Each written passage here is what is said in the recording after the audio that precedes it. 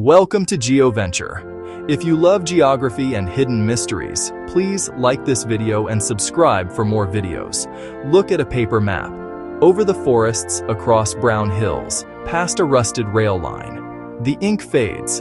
Beyond the margins, names thin to silence. A town, once loud, now only wind and wood. And a place that once was.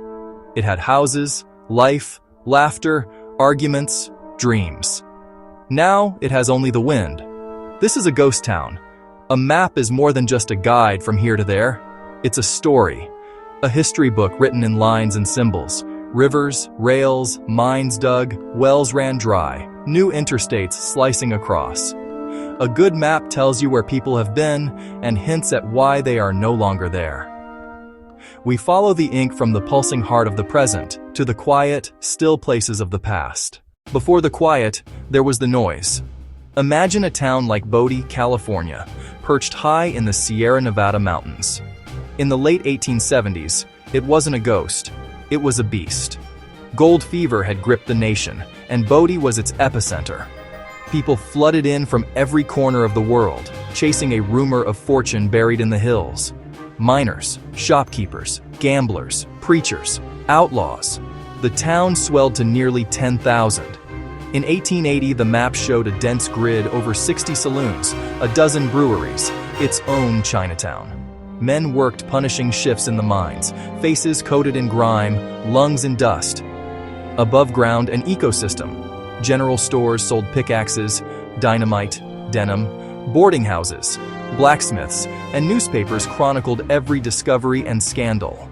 Letters told of brutal winters. A miner's wife feared cave-ins yet found joy at the Miners' Union Hall. A faded sign reads, S.S. Boone & Co., a lifeline of hay, grain, and provisions. The story of most ghost towns is, at its core, an economic one.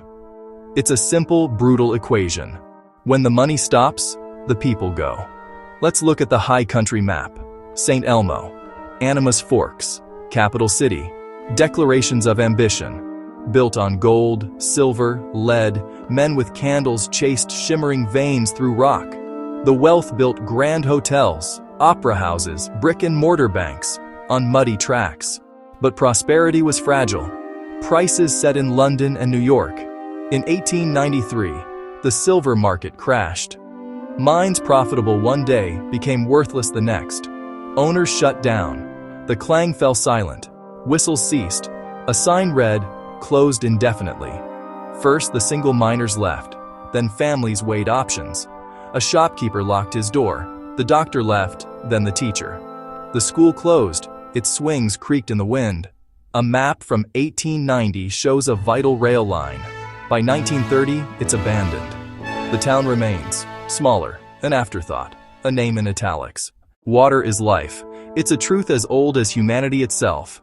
Towns are born on banks of rivers, shores of lakes, atop springs.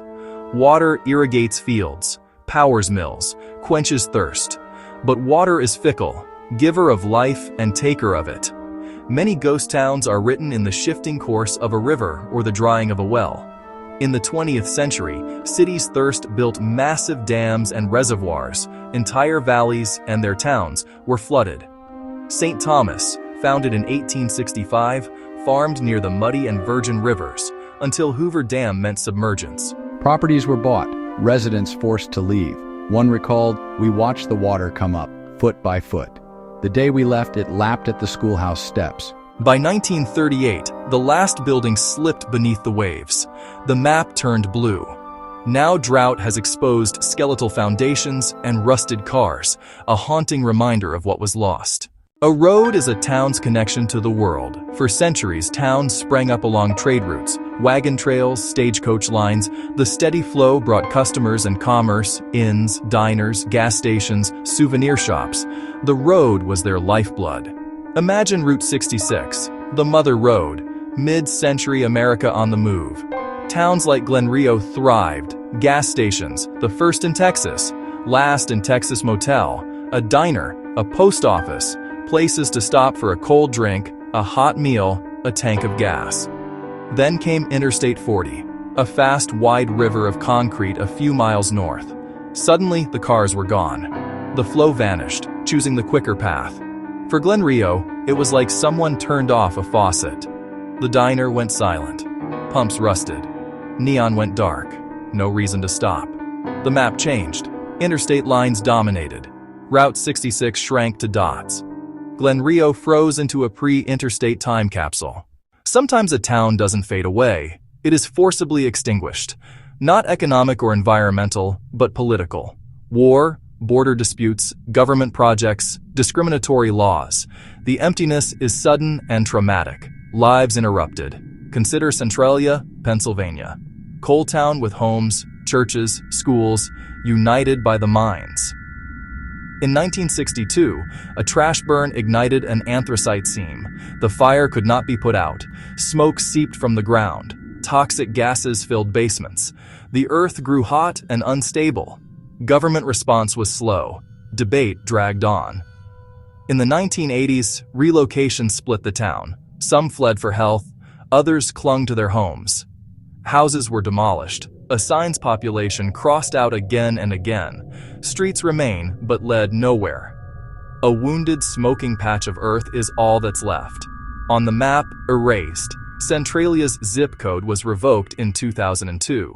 We lay stone and steel, but nature has the final say. A town can withstand change, only to be wiped out in hours, reset by the earth. In the aftermath, the choice: rebuild from rubble or start anew. Pattonsburg, Missouri, lived with floods, levees, sandbags, fighting geography. In 1993, relentless rain submerged the town. Homes washed away, businesses destroyed.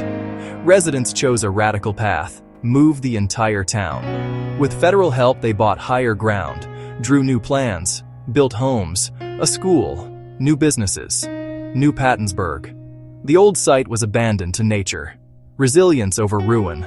Maps now mark green space by the river and a new name on the hill. Not all ghost towns are born from a single dramatic event. Many die a slower, quieter death.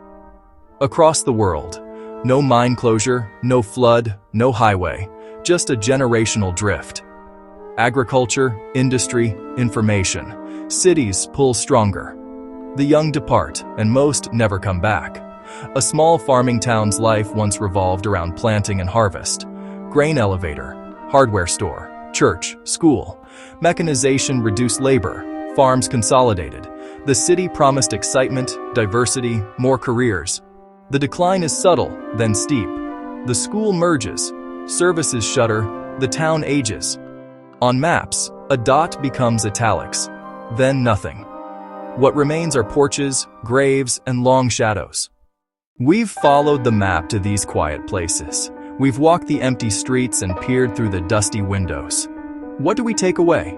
They teach us about the inevitability of change. Communities, like people, have lifespans. They are born, they thrive, and they decline. They record our responses to resources, technology, and climate, and our struggle to live with the land.